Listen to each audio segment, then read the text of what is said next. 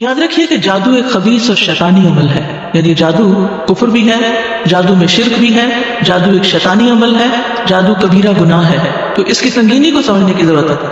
ٹھیک ہے، یعنی ایک مسلمان اور جادو یہ دو چیزیں آپس میں میچ نہیں کرتی. یہ شرک بھی ہے، یہ کفر بھی ہے، یہ کبیرہ گناہ بھی ہے، اور یہ خبیث عمل ہے، اور یہ شیطانی عمل ہے. اس لیے اس سے بچنے کی ضرورت ہے. اگر کسی کو آؤٹ آف کیوریوسٹی بھی سیکھنے کا شوق ہو، کیونکہ مشکل یہ ہے کہ اب یوٹیوب وغیرہ پہ ہر چیز اویلیبل ہوتی ہے، کسی کو کچھ سیکھنے کا شوق ہے. پہلے لوگ جادوگروں کے پاس جاتے تھے، گھر بیٹھ کے بھی اس قسم کی چیزیں سیکھنا شروع کر دیتے ہیں اور اپنا ایمان داؤں پہ لگا دیتے ہیں. تو ایسی چیزوں سے بالکل دور رہنا چاہیے اور سیکھنا بھی نہیں چاہیے. اور اگر کوئی ایسی بیماری یا تکلیف ہو گئی ہے کہ جو کسی طرح کے علاج سے قابو میں نہیں آ رہی، تو بھی ایسے لوگوں کے پاس جانے سے بچنا چاہیے کہ جو اس قسم کے کام کریں اور ایمان خراب کریں. اب جادوگر شیطانوں کو کس طرح انوالو کرتے ہیں؟ وہ پہلے ان کی باتیں مانتے ہیں، ان کے غلط حکم مانتے ہیں. وہ شرک کرنے کو کہتے ہیں تو یہ شرک کرتے ہیں، اور وہ غلط قسم کی باتیں نعوذ باللہ اللہ تعالیٰ کے بارے میں یا اور اسی طرح پیغمبروں کے بارے میں یا دین کے بارے میں یا دین والوں کے بارے میں کرنے کو کہتے ہیں، تو وہ ویسے ہی کرتے ہیں، کیونکہ اس کے بغیر وہ بات نہیں مانتے ہیں. یعنی پہلے وہ اپنی منواتے ہیں، پھر اس کے بعد کام کر کے دیتے ہیں. تو بعض لوگ ہوتے ہیں نا، وہ کہتے ہیں فلاں عامل ہے، اس کے پاس موکل ہے اور اس کے ذریعے ہم فلاں اور فلاں کام کروا سکتے ہیں. تو اس سے بچنا چاہیے، کیونکہ وہ کس طرح کام لیتے ہیں. یعنی ایک معاہدہ ہوتا ہے دو طرفہ کہ تم ہماری یہ بات مانو، پھر ہم تمہاری یہ بات مانیں گے، اور تم ہماری کیا مانو، نعوذ باللہ اللہ کو گالیاں دو بس. تو وہ کیا ہے، وہ اس کو پھر دینی پڑتی ہے، اس کے بغیر وہ ہاتھ نہیں آتا، اور پھر وہ اسی طرح غلط طریقے اختیار کرتے ہیں. بعض اوقات آیات قرآنی کو پیریڈز کے خون یا کسی اور نجاست پیشاب وغیرہ سے لکھتے ہیں. اسی لیے کہتے ہیں کہ جو پیڈس ہوتے ہیں ان کو پراپرلی ویسٹ کرنا چاہیے، خصوصاً اگر ان کے اوپر فریش بلڈ ہو تو ان کو ایسے ہی تھرو نہیں کرنا چاہیے. یا تو اس کو پانی کے نیچے تھوڑا کر دیں، یا پھر یہ ہے کہ سارے ملا کے ان کو جلا دیں، یا کسی بھی طرح ان کو ڈسٹرائے کریں، ان کو ایسے کھلا نہ چھوڑ دیں. کیونکہ جنات یا جادوگر کسی طریقے سے یہ خون حاصل کرتے ہیں اور پھر ان سے وہ آیات لکھتے ہیں. اب یہ آیات کی کس قدر بڑی توہین ہے، جب وہ یہ کام کرتے ہیں تو پھر وہ جن ان کے قابو میں آتے ہیں. پھر بعض اوقات قرآن آیات کو پاؤں کے نیچے لکھتے ہیں. کبھی قرآن مجید کو پاؤں سے باندھ کر بیت الخلاء میں جاتے ہیں، بغیر وضو کی نماز پڑھتے ہیں، اللہ کا نام لیے بغیر جانور ذبح کرتے ہیں، اور شیطان کے بتائے ہوئے جگہ پر جا کر پھینکتے ہیں اس گوشت کو. وہ کبھی آپ نے دیکھو کہ لوگ چھتوں پہ پھینک دیتے ہیں کہتے چیلے کھا لیں. وہ صدقہ تو انسانوں کو زیادہ ضرورت ہے نا کھانے کی، جو غریب لوگ ہیں، نہ کہ چیلوں کو کھلانے کی، یا پھر کسی ایسے جنگل میں پکواتے ہیں جہاں ان کے چیلے ہوتے ہیں. کیا کبھی آیات قرآنی کو الٹا بھی لکھتے ہیں، بیک ٹریک کرتے ہیں. تو اس سے کیا ہوتا ہے کہ وہ معنی بدل جاتے ہیں. ٹھیک ہے نا. اب مثال کے طور پر آپ دیکھیے، ڈاگ کو اگر آپ الٹا لکھیں تو کیا بنے گا؟ ٹھیک ہے. یا گاڈ لفظ کو اگر الٹا لکھیں تو کیا بن جاتا ہے؟ ٹھیک ہے نا. تو کتنی غلط چیز میں کنورٹ ہو جاتا ہے وہ لفظ. تو اس قسم کی بےہودہ باتیں جو ہیں وہ کرتے ہیں، اور اس سے معنی جو ہے وہ تبدیل ہو جاتے ہیں. یا کبھی سگی ماں یا بیٹی سے زنا وغیرہ کرتے ہیں شیاطین کے کہنے پر، یعنی حد درجے کے قبیح عمل کرتے ہیں، اور اس طرح پھر وہ ان سے کام لیتے ہیں. امام ابن تیمیہ کہتے ہیں شیطان خود اپنی ذات میں خبیث ہے.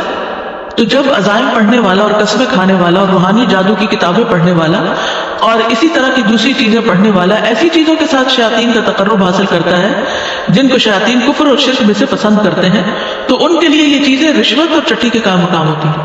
یہ دراصل اس طرح کے کام کر کے وہ جنات کو رشوت دیتے ہیں، شیطانوں کو رشوت دیتے ہیں، اور پھر شیاطین ان کے کچھ اغراض و مقاصد پورے کرتے ہیں، جیسے کہ انسان کو مال وغیرہ لا دیتے ہیں. جیسے آپ دیکھیں بعض لوگ اپنا کام نکلوانے کے لیے مال کی رشوت دیتے ہیں، یا پھر کسی کو قتل کر دیتے ہیں. کوئی کہتا ہے کہ تم فلاں کو قتل کر دو تو تمہیں اتنا مال دیں گے، پھر اسی طرح اور بھی بےہودہ کام کرواتے ہیں. تو یہی وجہ ہے کہ ان میں سے بہت سے کاموں کے لیے وہ اللہ کے کلام کو ناپاک چیزوں کے ساتھ لکھتے ہیں. کبھی کلام کے حروف کو الٹا کر کے پڑھتے ہیں، کبھی الفاتحہ اور قل هو اللہ کے حروف کو الٹا لکھتے ہیں.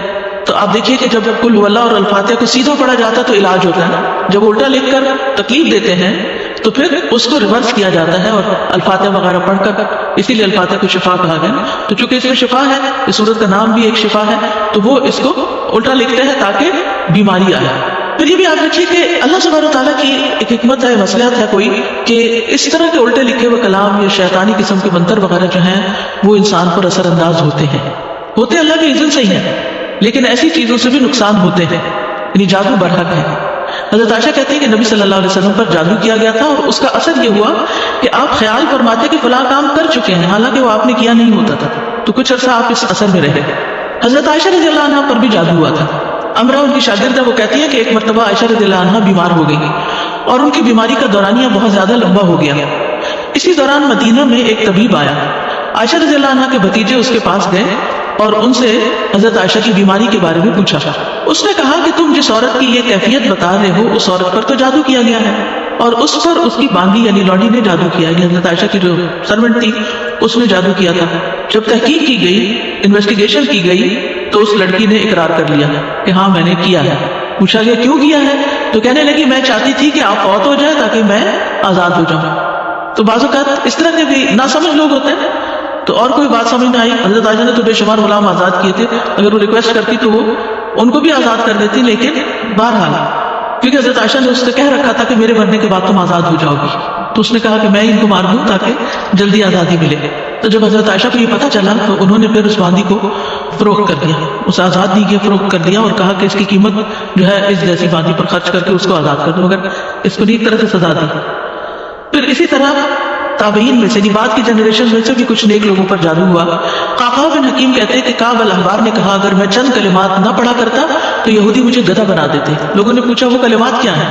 کعب نے کہا اعوذ بوجہ اللہ العظیم الذی لیس شیء اعظم منہ وبکلمات اللہ التامات التی لا یجاوزہن بر ولا فاجر وباسماء اللہ الحسنی کلہا ما علمت منہا وما لم اعلم من شر ما خلق وبرأ وزرع. میں اللہ کے عظیم چہرے کی پناہ مانگتا ہوں جس سے عظیم کوئی اور چیز نہیں، اور اس کے مکمل کلمات کے ساتھ پناہ چاہتا ہوں جس سے کوئی نیک یا بد آگے نہیں بڑھ سکتا، اور اس اللہ کی تمام اسماء حسنہ کے ساتھ پناہ چاہتا ہوں جن کو میں جانتا ہوں اور جن کو میں نہیں جانتا، اس چیز کے شر سے جس کو اس نے بنایا، پیدا کیا اور پھیلا دیا. تو یہ دعا جو تھی وہ پڑھتے رہتے تھے. تو اس دعا کی وجہ سے اللہ سبحانہ تعالیٰ نے ان کو محفوظ رکھا، کیونکہ انہوں نے شیلٹر لے لیا تھا، پناہ لے لی تھی اللہ کے چہرے کی.